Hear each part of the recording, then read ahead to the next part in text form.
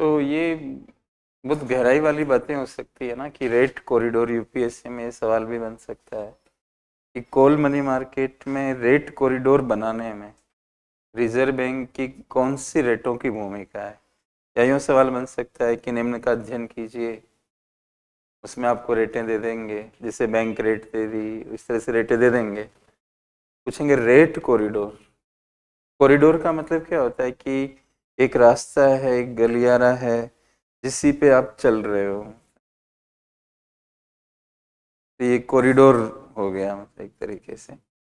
और कोल money market जो होता है ओवरनाइट के लिए होता है। और वैसे आप देखेंगे कि मॉनेटरी पॉलिसी का ऑपरेटिंग टारगेट क्या है इंडिया के अंदर।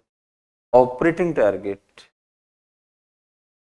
ऑपरेटिंग टारगेट होता है ये कॉल रेट ही होती है, उसको WACR कहते हैं, वेटेड एवरेज कॉल रेट।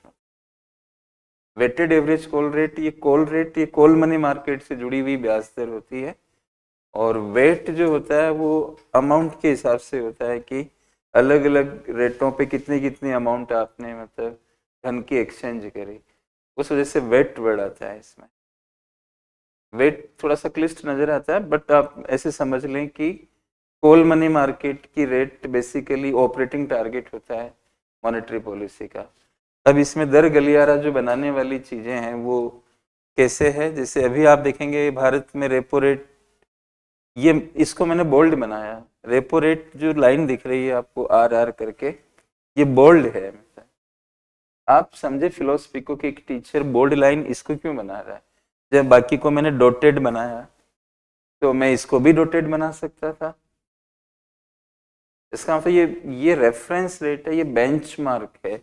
और दूसरी बात आपको ये समझ लेना चाहिए कि ये रेपो चेंज होगा तो ये ऐसे के ऐसे ही चेंज होंगे। ये तीनों का जो सेटअप है, ये जो फिक्स्ड रिवर्स रेपो रेट है इसको तो RBI ने लंबे समय से ऐसे ही छोड़ रखा है और ये विशेष काम नहीं करती, क्योंकि बैंक इस पे क्यों जमा कराएंगे। रिवर्स रेपो रेट पे क्या होता है, बैंक अपने धन को जमा कराते हैं, ये 3.35 है। धन जमा कराने की ये भी दर है जिसको स्टैंडिंग डिपॉजिट फैसिलिटी कहते हैं, जो 2022 से आई है। इस पे भी धन जमा होता है और वो भी ओवरनाइट के लिए हो रहा है। आपका पैसा ज्यादा अटक भी नहीं रहा। ओवरनाइट का मतलब अगले दिन आपको वापस मिल जाएगा। पैसा अटक भी नहीं रहा और रेट भी ज्यादा है। If you compare between two rates like 3.35% on the one hand and 5% on the other, which rate is better for a bank which wants to deposit money with the central bank? कौन सी rate उसके हिसाब से बढ़िया होगी। अगर आप bank होते तो किस रेट पे आप जमा कराना पसंद करते। SDF पे करते, राइट। अब आप समझते जाना, जो कोल मनी मार्केट होता है वो बैंकों के बीच में चलता है, राइट। बैंकों के बीच में अगर कोई बैंक के पास पैसा है तो वो देगा किसी बैंक को, किसी बैंक को देना चाहेगा। और वो बैंक कह रहा है कि मैं आपको 4.5% दूंगा ब्याज।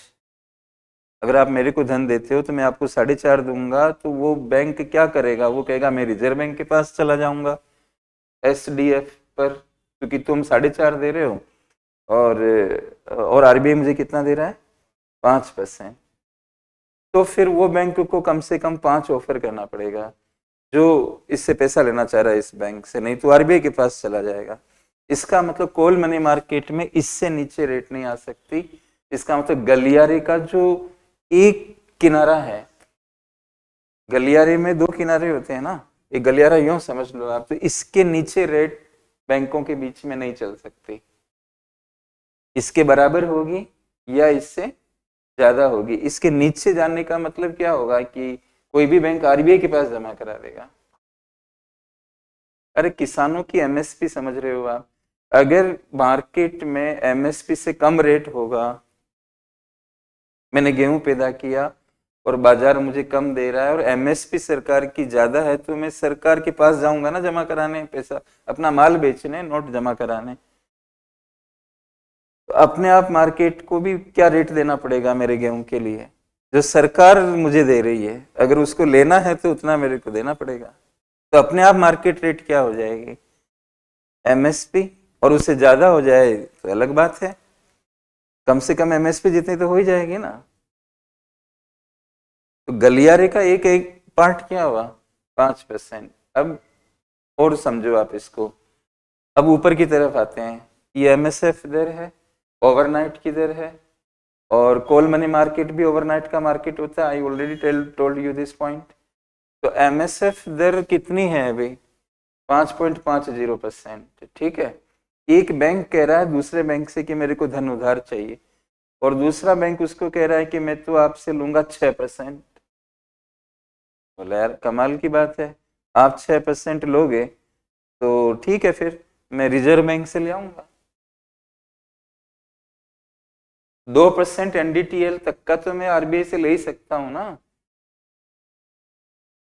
अब वो बैंकों से कोई उधार नहीं लेगा ओपन मार्केट में जो 5.5 से ज्यादा का ब्याज मांग रहे हैं, क्योंकि आरबीआई खुद 5.5 पे ओवरनाइट के लिए पैसा उधार देने के लिए तैयार है। इसका मतलब गलियारे का दूसरा जो किनारा है वो इससे बन गया, और गलियारे का पहला किनारा किससे बन गया? इससे।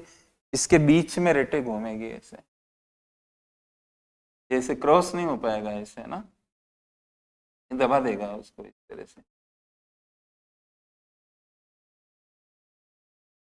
तो rate corridor call money market में कौन सी दरें बना रही है? एमएसएफ दर और एसडीएफ दर। अप्रैल 2022 से एसडीएफ की भूमिका बनी, और ये जब नहीं थी तो इसमें रोल किसका होता था? एफ ट्रिपल आर का। उस समय इसको एफ नहीं लगता था, खाली ट्रिपल आर, और वो इतना नीचे नहीं होती थी।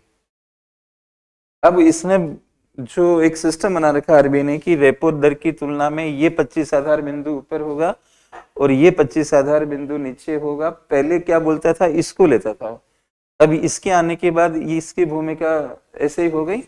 अब ये जो मूवमेंट है, ये जो डिस्टेंस है, वो इन दोनों की बना के रखता है ये रेपो दर के साथ। और दूसरी बात रेट कॉरिडोर के अलावा जो आपको समझनी है वो क्या है कि रेपो दर को अगर आप ऊपर करोगे तो ये दोनों ऊपर जाएगी। गैप फिक्स है भाई, 25 आधार बिंदु का गैप इनके बीच में रखना है। तो ये ऊपर जाएगी तो ये भी जाएगी, और ये नीचे आएगी तो ये भी नीचे आएगी। ये तो इधर पड़ी हुई है, उसको छोड़ो आप। ये इसलिए इस बोल्ड लाइन के साथ ये डॉटेड है, ये एक ऐसे कैसे उठेगा या फिर गिरेगा। अरे बात समझ में, तो ये खाली if you study only repo rate और फलाना एसडीएफ और हमारा काम हो गया, it's not enough for the UPSC. थोड़ा सा डेप्थ में जाएगी तो फिर आपको परेशानी हो सकती है, तो आप इसको बहुत ही केयरफुल ढंग से पढ़ेंगे।